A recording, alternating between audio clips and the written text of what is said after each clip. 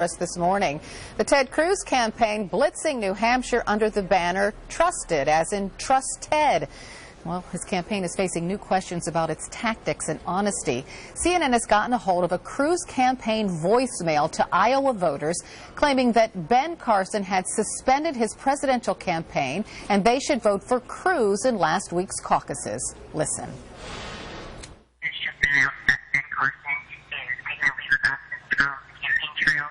So it is very important that you tell any Ben Carson voters that look tonight that they not waste the vote on Ben Carson and vote for Ted Cruz.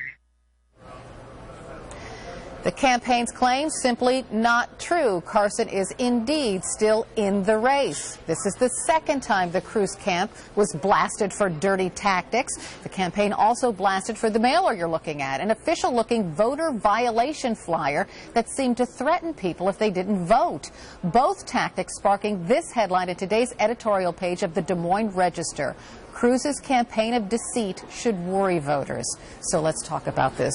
John Brabender is a Republican political consultant. He was also a senior strategist for Rick Santorum's 2012 campaign. I'm also joined by Sabrina Schaefer. She's the executive director of the Independent Women's Forum. Welcome to both of you. Good morning. Carol.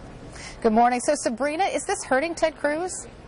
You know, we're going to have to wait and see. Here's the thing, Carol. There has never been an era of political civility, and we should not pretend that, campaigns have ever been sort of polite and nice to one another. The difference is that we have cable news, which is where 90% of voters are getting their news information from, according to Pew Research. And we have technology, and so all of this makes a bigger splash than perhaps in days past.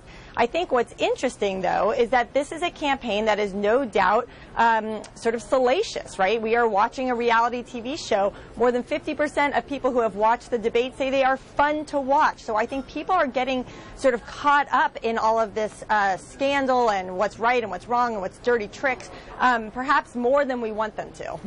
Yeah, but John, Cruz's supporters love him in part because he's against the establishment. But for people fed up with the system, don't those tactics look like politics as usual? Well, that's the problem, though. I will tell you, I've done politics, media campaigns for over 20-some years, 6 presidentials. This isn't just hardball politics. This is unethical politics. It's a character issue.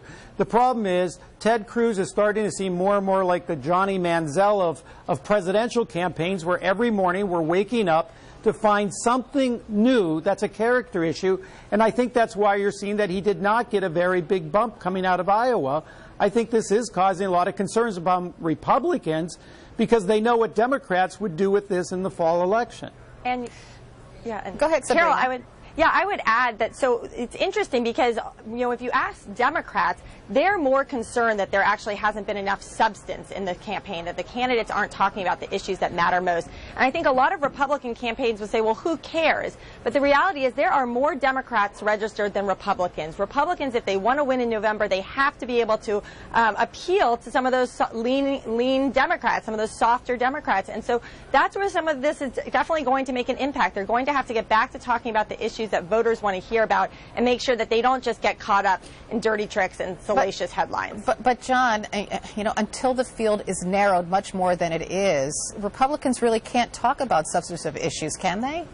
Well, first of all, let's not limit it to a Republican thing. It was just last night, that Hillary Clinton accused her opponent, Bernie Sanders, of running a smear campaign, not an issue campaign. So as far as being the victim in chief, she's very good at that. But there has been a lot of substantive in this campaign. The problem is when you have these many candidates, what everybody gravitates to is the problems. And I would argue character is an issue.